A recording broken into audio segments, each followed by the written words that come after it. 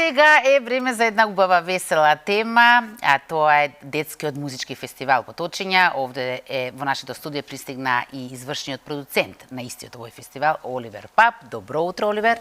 Добро утро. Добро утро, Слободанка. Добро утро, Искра. Оливер, дојде тоа време од годината? Така е, секоја пролет, некогаш на почетокот, некогаш малку на средината на пролет, е време за одржување на детскиот фестивал Поточиња и токму таа е символиката, најубавото годишно време за сите нас, а највеќе и за децата. Сите возбудени? Па секако возбудени. И ние како организација и нормално децата како учесници и децата како публика. Слободанка, повели. Благодарам, Искра. Добро утро и за нашите гледачи. И да, еве сега ќе најавиме навистина нешто многу убаво што ќе се случи оваа година. И секогаш кога ќе кажеме Поточиња и ние си подпевнуваме Поточиња, учиња. И радоста на децата навистина е многу голема за детскиот фестивал Поточиња. Меѓутоа, ајде малку ќе се подсетиме и може малку хронолошки да се навратиме наназад. Сепак да кажеме нели од кога постои овој фестивал Поточиња. Колку години веќе датираме? Оваа година на 13 и 14 април во Филхармонија ќе се одржи 21-то издание на детскиот фестивал Поточиња. Долги години. Да, лани го прославивме јубилеот 20 години Поточиња. Фестивалот своето прво издание го имаше во 2004 година во Универзалната сала и од тогаш па до денес секоја година без исклучок има свое издание и со своите песни и целиот концепт како музичка приказна фестивалска Поточиња се труди да ги развесели децата и да ги внесе во светот на музиката.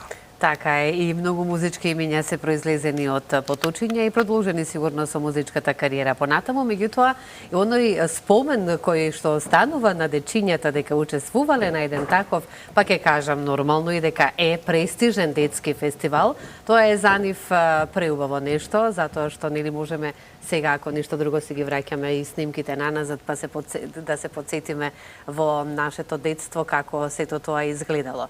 Меѓутоа, покрај оние дечиња кои што пеат на детскиот фестивал, ги имаме, како што кажавме, нели, радоста на дечињата кои што играат позади заедно со нив, радоста на дечињата во публиката. Ајде малку околу тоа, што значи еден детски фестивал според вас за нашите дечиња?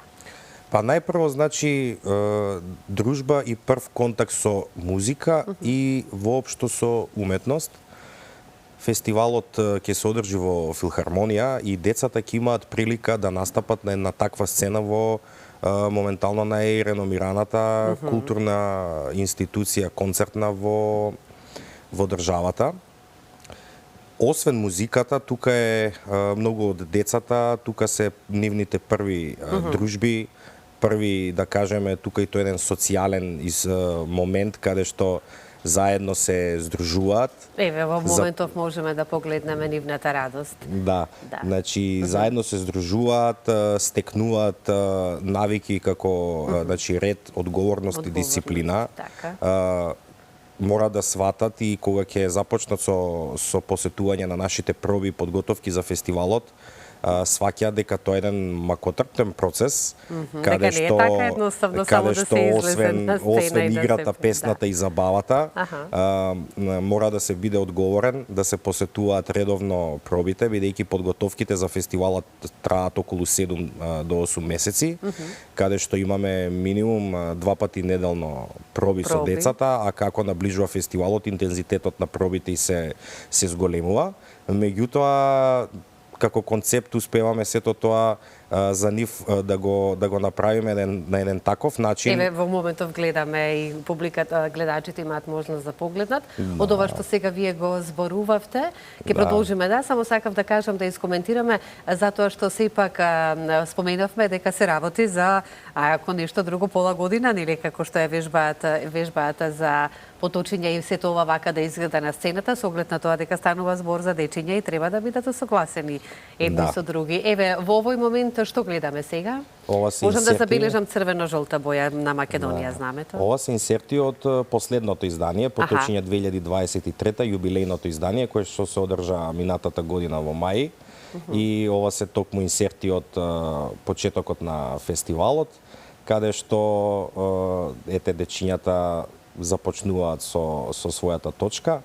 И она што можам да го кажам е дека многу често пати знаат да не изненадат со својата посветеност и да покажат голема професионалност, некогаш дури поголема и од, да кажеме, нас возрастните кои што стручно и професионално се занимаваме со оваа работа, но на крајот од се поентата и мисијата е на поточиња децата преку музика да се стекнат со добри и здрави навики, да зачекорат во светот на екологијата, во светот на приказните, во светот на дружбата, почитта, толеранцијата и многу важно да научат да функционираат колективно и да разберат дека освен она што е индивидуален напредок и она што се темели на индивидуалност, која што во последните години гледаме дека е тренд светски тука кај нас, каде што секој настапува индивидуално и секој се бори за себе, за да достигне до некој успех. И родителите полека го менуваат оној,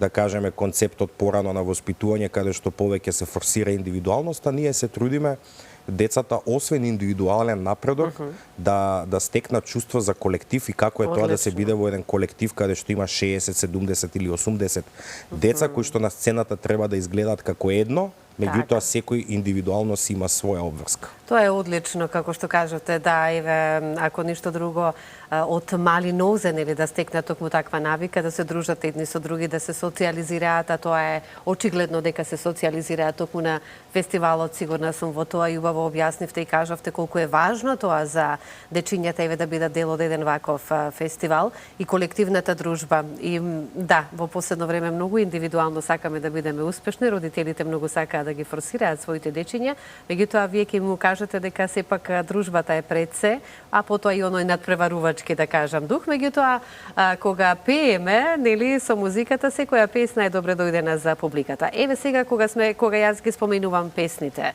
публиката, кои се работи на овие песни кои што, еве да ги наброиме, навистина ги има големи хитови кои што се произлезени на детскиот фестивал Поточиња, со кои композитори најмногу се работи, текстописци, сето тоа како, еве кажавме, нели, како изгледа сцената и колку се подготвуваат дечињата, ајде сега малку и од другата страна.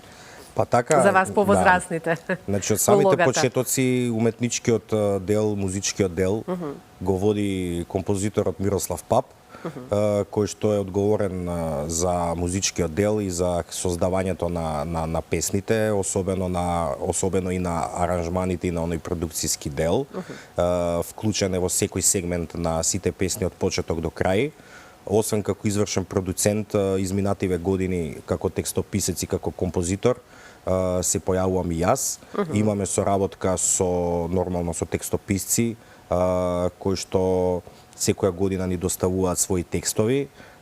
Тука би ги извоил изминативе години, значи и за ова актуелно издание, значи со Светлана Пецакова, Снежана Тодоровска, Мила Талевска, Маја Мојсова соработувавме минатата година.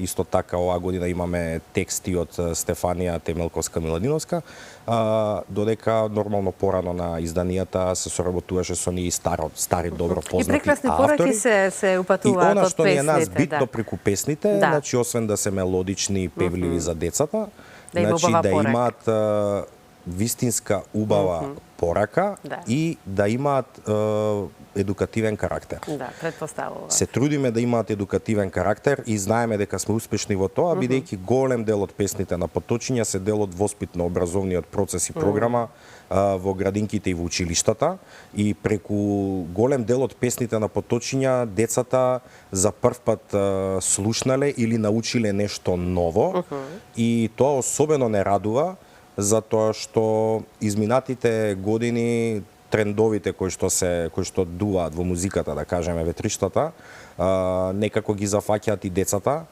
и некои кои што креираат детска содржина или детски песни се трудат нормално да преку новите трендови да да допрат до нив, што секогаш треба да се следи и ние ги следиме.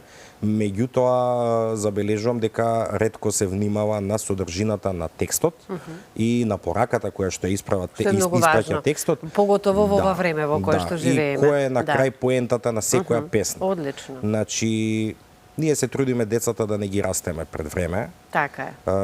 Знаеме дека детството е најубавиот дел од животот и сакаме колку е можно да ги задржиме што е можно повеќе во нивната возраст. Да, така. И исто така тоа сега да го спакуваме преку песни, преку забава и преку една фестивалска приказна за на крај нормално нив да им биде интересно. Доколку на децата не им е интересно и забавно, се останато паѓа во вода. Доколку им е интересно и забавно, ние ќе постигнеме и она останата цел која што ја споменавме. И кажавте дека дечињата никогаш знаат да ве изненадат, да се навратаме на тоа и да се однесуваат многу подобро од повозрастните, што е за поздрав, нели? Тоа исто така и до домашното воспитување. Меѓутоа исто кажавме колку е многу важно, нели, да се учествува на вакви фестивали, за нивниот дух пред се исто така, кои го надградуваат, меѓутоа за нивната дружба и психофизичка, да кажеме. И самодоверба. И самодовербата, толку така излегување на сцена пред јавност е многу важно за понатамошниот живот и за нивната понатамошна професија за која што ќе се одлучат. Ајде, како што кажавме, и повозрастните вие како ваш дел во фестивалот и дечињата. Кажавме дека 7 месеци се работи со нив, исто така вие сте внесени сите за да изгледа онака како што изгледа фестивалот, а тоа е навистина прекрасно, со преубави пораки од детските песнички. Да не набројувам, навистина има многу убави нешта кои што произлегуваат од овој фестивал, токму за најмилите, за најдрагите, за најсаканите. Ајде сега само сакам да знам, како што кажавме, тоа е сепак голем временски период. Имаат ли дечињата, како што кажавме, обврски на училиште? Дали отсуствуваат од часови или тоа воопшто нема врска со фестивалот? Сепак си наоѓаат време и за едното и за другото? Си наоѓаат време, бидејќи подготовките секогаш се во попладневните часови, после 18 часот, така се конципирани пробите. Нормално да си го посетувањето на училиштето е секогаш број 1. Значи, наоѓаат време, бидејќи тоа на нив им представува задоволство и како што напоменав, нашите проби се состојат во првиот дел, значи првиот дел од пробите е учење на новите песни. Значи, кога се сака, се е можно. Да, хорското пеење и ги учат песните да ги пеат хорски. Мора прво да се научат музички новите песни, откако ќе ги совладаат песните и ќе ги снимиме хорски во студио. Вториот дел од подготовките се пробите по танц, по кореографија, каде што еви ова што го гледавме. Кој е задолжен за тоа? Оваа година кореограф кој што ги подготвува учесниците на Поточиња е Кала Каревски и навистина работиме напорно, особено сега овој период до викендов кога ќе се одржи фестивалот. Секојдневни се пробите, интензивни, меѓутоа затоа прашам дали се има време за се. Се трудиме да постигнеме и да ги сите наши замисли да ги реализираме, кои што ги имаме и секако за тоа се најзаслужни децата, кои што се редовно доаѓаат на пробите и кои што се трудат максимално она ние што сме го замислиле да го изнесат. Да се реализира. Од која до која годишна возраст, само не прашав, се учесници дечиња на фестивалот? Од 5 до 12 години. Од 5 до 12. Значи минималната возраст е 5, максималната е околу 12 години. Значи ги опфаќаме да кажеме сите оние возрасти, значи и забавиште градинка и нормално оделенските класови во основно училиште. И можам да кажам дека се создава и помеѓу нив една убава дружба, особено во моменти кога ќе се дојдат нови деца на возраст од 5 или 6 години што почнуваат и кога ќе ги видат постарите учесници кои што настапувале, имале свои песни неколку години наназад што ги гледале на телевизија или ги гледале во живо на фестивалот и веќе имаат можност да се запознаат и да се дружат и да учат од оние дечиња што се поискусни. И тоа е многу интересно и за нас многу не прави горди кога гледаме дека на одреден период има, да кажеме, една смена на генерации, каде што Успешни. секогаш и тие меѓу себе си советуваат и си помагаат, значи поголемите ги советуваат помалите и им помагаат во текот на пробите и на представите нормално за да бидат подобри. И навистина целата атмосфера се трудиме да ја направиме да биде позитивна и за нив многу да биде... Не може да не биде позитивна без дечиња, секако. атмосферата. Во тоа верувам. Само на самиот крај би сакала исто да прашам и за тоа, еве, во Скопје го има фестивалот, се реализира тука кај нас, меѓутоа, дали потоа имате учество некаде низ Македонија со дечињата, дали настапуваат, или пак дали доаѓаат од основните училишта низ Македонија на фестивалот? Имаме настапи, значи ова е главниот фестивал сега што ќе се одржи на 13 и 14 април во Филхармонија.